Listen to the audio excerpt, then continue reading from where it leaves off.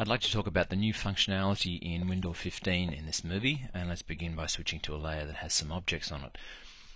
The first thing I want to talk about is when you indicate that a door is being removed in a remodel or alterations and additions.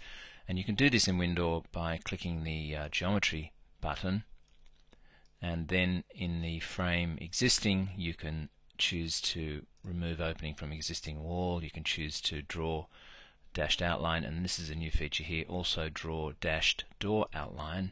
Let's also pick a wall style here just so that we get the full effect.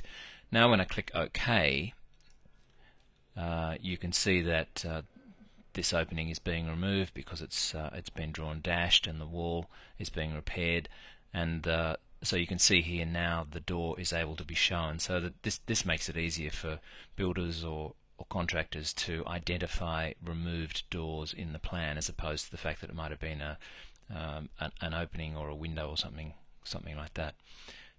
By the way, you can set the dash style for this in the pens and colors. This is it here, demolition, and you can see that the dash style is there, and also the line color. Alright, the next feature is the indication of openings in walls. Previously, if you chose wall opening from the window door type, you would still have to deal with the fact that there were frames showing and so on. Now I've added some clearer options. The first one is wall opening cased, and that's basically the how it used to be. And then we have wall opening uncased, which means that there'll be no jams or anything to deal with. And the third one is wall opening cased plus lines. You can't quite see that there, but that's the third option, and this will draw wall lines in there.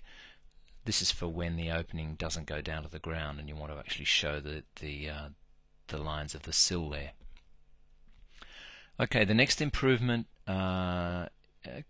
concerns cavity sliding doors, or pocket doors as they're called in some places.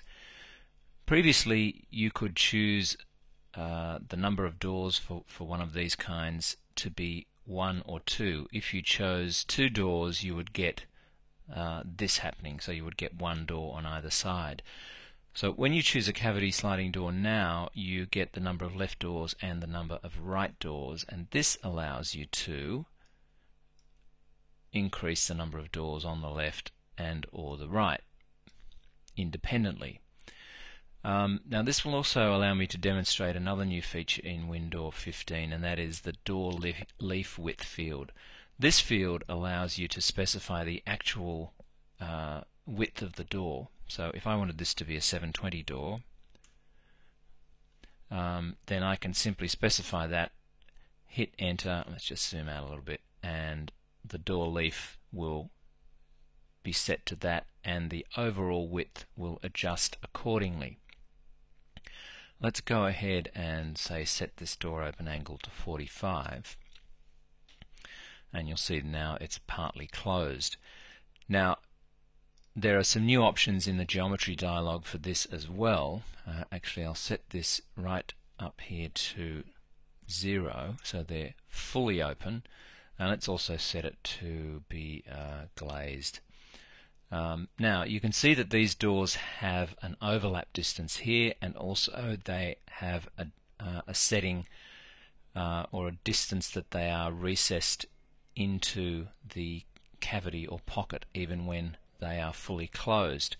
Those options have been added under door, and you'll see here that we've got the door protrusion, and you can see in this little dialog here that's the amount that the door or doors will protrude into the opening when in the fully open position. We then have the door to door overlap, and that's this distance here, and we also have the cavity to door overlap, which is the amount that the door remains in the cavity when fully closed. So there's some new options there that allow you to control how all this looks. And by the way, you can have uneven numbers of doors, and they will WinDoor will automatically offset the one that has the lesser number of doors, so that the the doors both meet. So if I set this to 1 here, then you'll see that as the single door it will come out and it's aligned with the first opening door in this 3-door stack on the right hand side. The other little thing that I've added here is that if you have a fill pattern in the wall, that fill pattern will now flow through into the cavity or the wall that's drawn around the cavity.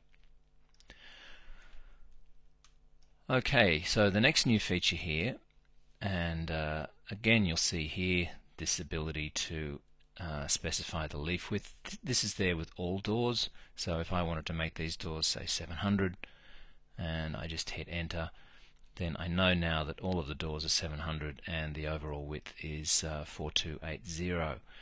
Now this is a new door type and it is called a stacking door. There it is there. Stacking doors are typically used to divide off rooms, meeting rooms or function rooms, classrooms in schools and things like that. They're typically thicker doors, they typically have a sound rating so that they're soundproof as well. And they also typically have an access door so that when the doors are fully closed, there is still a way of getting through the wall. And WinDoor allows for 2 different types of stacking doors, a center hung stacking door, and you'll see that when you choose stacking door, this additional pop-up menu appears here and allows you to choose whether it's a center hung or side hung. And in both cases, and let me just move this across so that you can see, you'll see that you've got center hung. You've got center hung with a left pass door, center hung with a right pass door, side hung with left and right pass door. So, and you can also choose the number of left doors and number of right doors. So you've got to coordinate this a little bit. So if you have this set to left pass door, then typically you would have the number of left doors set to 1. When let's set the opening angle here to 90 degrees. So in this case we've got all our doors stacking to the right hand side and we've got a single pass door on the left. It is also still possible to have stacking doors and the pass door on the left as well. So if I change this to say 5 and the right to 0, then you see we'll get all of the stacking doors which are hung by a center pivot plus the this door here being indicated. So you've got some variations to how that will work. With the, let's just undo that, we then have the side hung, and with the side hung the pivot point is I think about 90 millimeters in from the end of the door, just under 4 inches. And typically these break into pairs, and again when these are fully open they require an additional track, and you can see the track is being indicated here so that in the open position they actually open with the doors off to one side. And again you've got the option to have the pass door or not. We have the door swing here so they can be in or out, which will flip them over. And if I just set it to side hung, then you'll see that I won't get the hinge indicator on that door, and this door will actually fit back to align with the other stacking doors. And so you could have like 3 on each end, or 3 and 3, or something like that, and this track outline will adjust accordingly. Now the track, if you don't want to see the track, you can control that with the direction arrows. If you set those to hide, then you won't get any track. If you set them to any of the 2D options, 3D plus 2D, then you'll get the track showing. Now with the 3D on this, you also have some options. I'm not convinced that you'd necessarily want to show these direction arrows, but nonetheless they are available if required for side hung and also for center hung. You'll see that with center hung, the pivot point is in the center of the door, and for those living in countries where they display these the other way around, then we can have the direction arrows reversed and indicate it the way that you do it. So they're the main new features in WinDoor 15. I hope you find them useful.